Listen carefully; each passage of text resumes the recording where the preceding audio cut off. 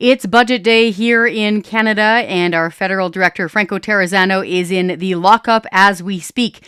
So we're hearing a lot of rumors coming out of the budget saying things like, oh, a wealth tax will solve all of our problems. Okay, let's quickly break that down. Number one, it sounds great on the surface, right? Just find the guy with the big top hat and the bag with the money printed symbol on it and chase him down and shake him upside down and take all of his money, and then we'll all be great. That makes sense, if you're 12, right? This whole eat the rich mentality feels really satisfying because we're going to go get those guys because we want some of the money. But the problem with all of that is that it doesn't work. It just doesn't work. So super uber duper wealthy people, the people with yachts and mansions and stuff, they know how to manage their money. They have armies of accountants and lawyers. They're not going to get caught by this stuff. Further, the ones who don't want to be bothered with it can just pull up stakes and leave. So that's exactly what happened in France. They tried putting through a super duper tax the rich, eat the rich bill, and the super duper rich people left. And so the leader of France said something to the effect of, oh, well, this didn't work. We managed to turn ourselves into Cuba just without the sunshine. So the problem isn't that we aren't chasing enough super rich boogeymen down the street and taking their money. The problem is the spending. It's the spending. It is the complete absence of fiscal discipline that is in Ottawa right now in the Trudeau government.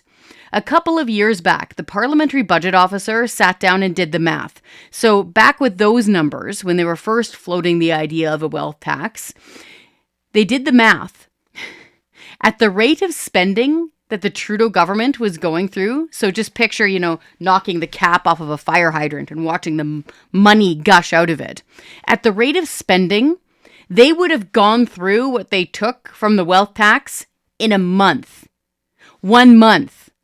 So what are we going to do for the other 11 months a year? How are we going to fund our utopia for everybody for the other 11 months a year? Folks, the problem is the crazy overspending of the Trudeau government in the crazy taxation of the vast majority of us, okay? There are way more farmers and loggers and mechanics and hairdressers in Canada than there are grocery store moguls, okay? Think about it. Picture it on a scale. The vast majority of us are getting fundamentally screwed on our taxes here. If the government truly wants to make life better for Canadians, Prime Minister Justin Trudeau can do two very swift things. One, balance the budget. Stop blowing money like this. Balance it. Make it balance out to zero. In fact, his government could do that based on our calculations if they simply reverted back to 2021 levels of spending. Boom, balanced budget. So yeah, number one, balance the budget. Number two, scrap the carbon tax. The carbon tax makes everything we eat and use more expensive in Canada. And it hurts average working families from coast to coast. So the Prime Minister is going to try to sell you this ridiculous fairy story saying you get more back than you pay into a tax. As if paying a tax will make you better off. That is utter nonsense, and anyone with common sense knows that. Further, the parliamentary budget officer, again, did the math on this. The average Alberta family will be out more than $900 this year. That's net. That is with rebates factored in. Say real slow. The average Alberta family will be out more than $900 this year net because of the federal carbon tax. And again, keep in mind, it's not just the carbon tax if you're filling up your little Honda Civic thinking, oh, I can spare this $8 or whatever. It's not just that. It's the groceries you're buying at the store because the farmer has had to pay the carbon tax on keeping his chicken barns going all winter, has had to pay the carbon tax on drying the grain, okay, which costs thousands of dollars.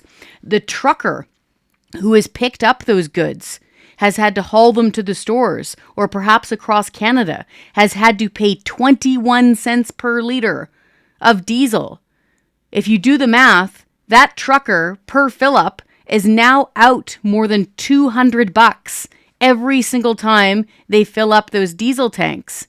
Okay, you see what's happening here? It's that cascade and layering effect of the carbon tax that makes everything more expensive. So again, folks, the government is going to try to tell you some boogeyman story saying, oh, if we only tax the super wealthy people, go get that guy with the money bag. We'll all be whole. We'll all have more money.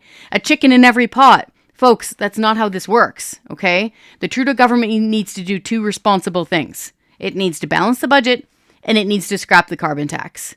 If you're sick and tired of being taxed to death and having absolutely zero solutions coming out of Ottawa, help us out. Go to our website, taxpayer.com, sign the petitions that you like, join our taxpayer army.